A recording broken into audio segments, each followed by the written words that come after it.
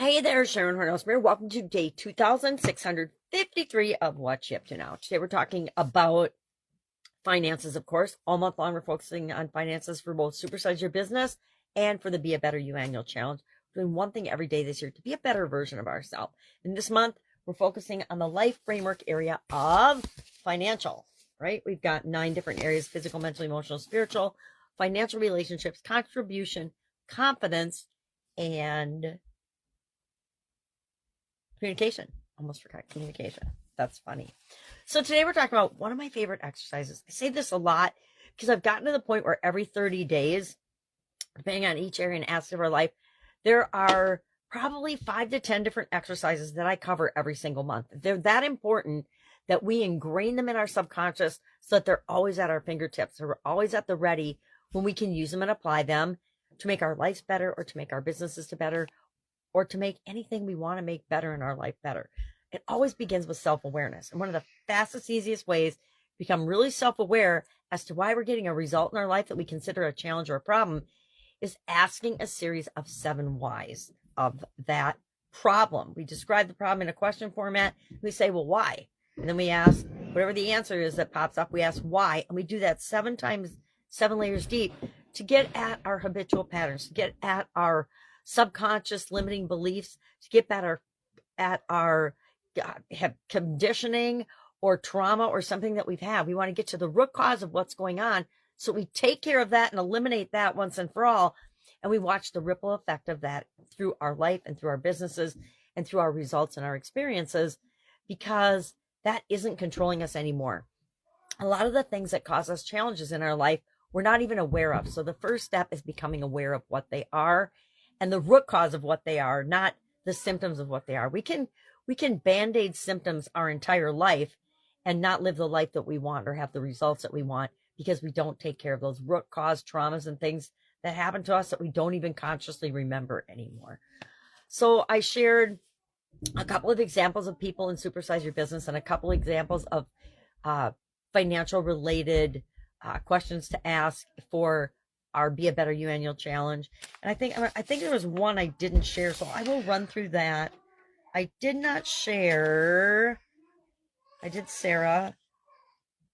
David. I'll do David. David wants to go from over saving to actually spending money. He's got a great technical job. He's an executive. He makes a great income, but he is a money hoarder. He doesn't spend even on things that he needs to spend money on.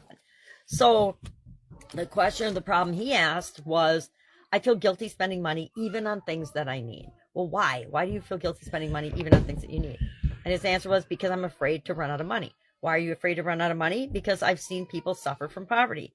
Why have you seen people suffer from poverty? Because my parents lost everything during a recession. And then why did your parents lose everything during a recession? Because they didn't have a safety net or financial education. Why did they not have that? Because they were never taught how to manage money, and they therefore never taught me. And why were they never taught it? Because survival was prioritized over long-term planning. Why was it prioritized over long-term planning? Because generational trauma around money was passed down to me. Okay, now I'm solving, instead of thinking that I feel guilty spending, I'm solving that generational poverty was the root cause of the hoarding of money and saving. And there's more effective ways of handling that than just never spending any money, right? Even on things that we need. So that's the breakthrough insight that David had. And that's what we're looking for when we do the 7Y exercise. What is the breakthrough root cause thing? Was it a trauma? Was it a childhood historical thing? Is it someone else's beliefs and experiences that were passed on to me, which is exactly the case here, that I now can say as an adult, oh my gosh, I've got X amount of dollars in savings. This is a 5-year nest egg cushion, so I could have something happen, and for 5 years I would still be okay.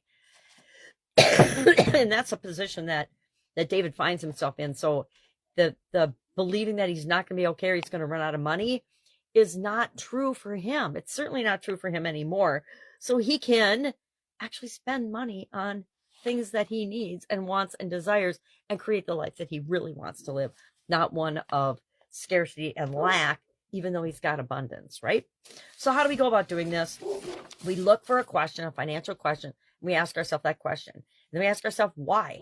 And whatever pops into your head, write that down and then ask why about that. Write that down. And the faster you do it, actually, this happens in our mind faster than we can actually write it down. And that's why we have to pause and have a piece of paper at the ready to actually do this. That's why I have a form that we do this on. And I do it in my journal, my Be a Better You journal every month when we talk about, because we talk about, this is one of those tools we talk about every single month. Why? Because it's so freaking powerful. If you actually, in your life and your business, solve and figure out the root cause of things and deal with that versus all the little symptoms, you will be light years ahead of creating what you want in your life compared to anyone else. And we're not looking to compare ourselves to others. We're looking to create the life that we love and that we want. Any questions about this? Hit me up and ask. Otherwise, have an awesome day. I'm going to go cough and blow my nose because for some reason I got a cold. I know why. I have little baby granddaughters I hang out with. But if you need some help, just ask. Otherwise, plan an awesome week ahead, as I am going to, and I'll be with you tomorrow.